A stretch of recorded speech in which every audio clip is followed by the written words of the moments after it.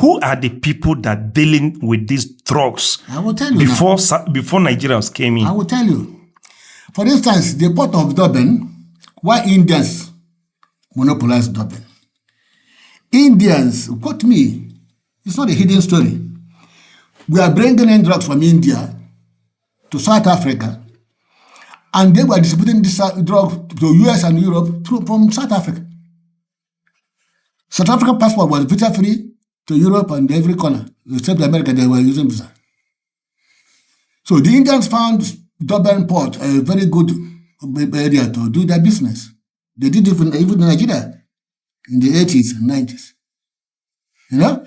So that's why Indians in the South Africa are rich.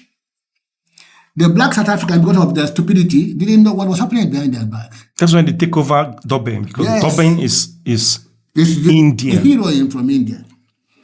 Then in Cape Town, the white man was bringing in drugs from Latin America and distributing the whole world, Australia, New Zealand, Hong Kong, Europe. During the fight for apartheid, Ibrahim Gambari, who was Nigeria's former representative to United Nations, I will tell you that man single-handedly gave South Africa independence. When they talk about Nigeria donating money or donating money, that's as if who fought and got independence from South Africa was Ibrahim Gambari, Nigeria's permanent representative in United Nations. He was the chairman of the frontline states, and he was the chairman of anti-apartheid movement in United Nations. He fought for the sanctions. And when the sanctions were applied in South Africa, Brazil was against apartheid, but refused to sanction South Africa. Argentina refused to sanction South Africa because of what? What was the business between Brazil and South Africa then? And Argentina.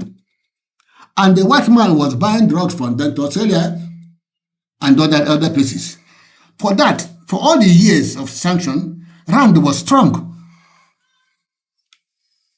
Rand was strong.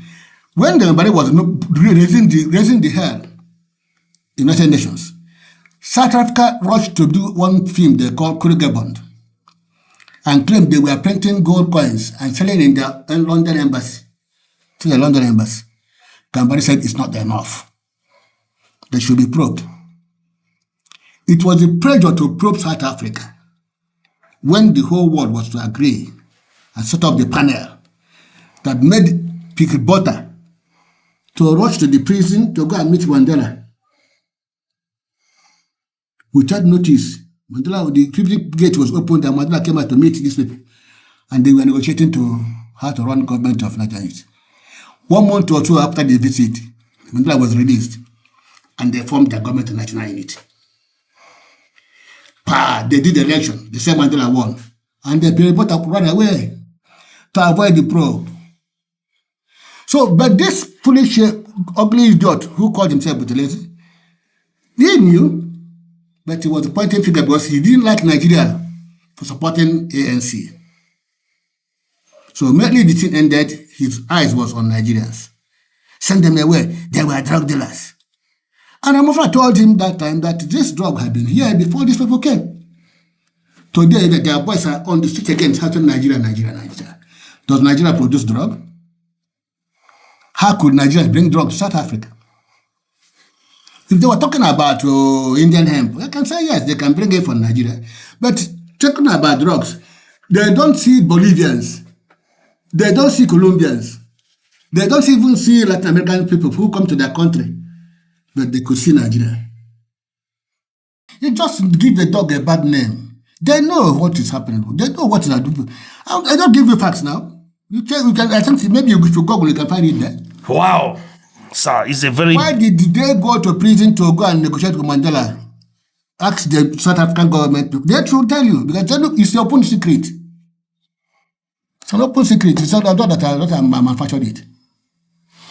Okay, sir. In fact, we're going to stop this episode here because our second episode will be very hot. South Africans, I don't know whether you're watching this. You need to hear the history of South Africa because I don't think some of them knows their history very well. Guys, man, I don't know where you're watching from. Please, if this message is this episode touches you, share this message so that others will learn from this. So please drop a message to South Africans. The only thing I can say is that the people fighting for Nigerians are fighting themselves.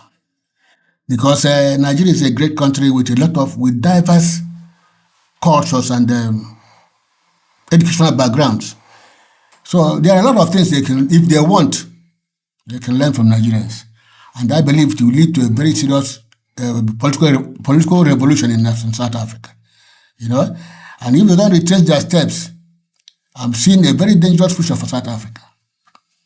Because countries are built not through division or claiming what you are not.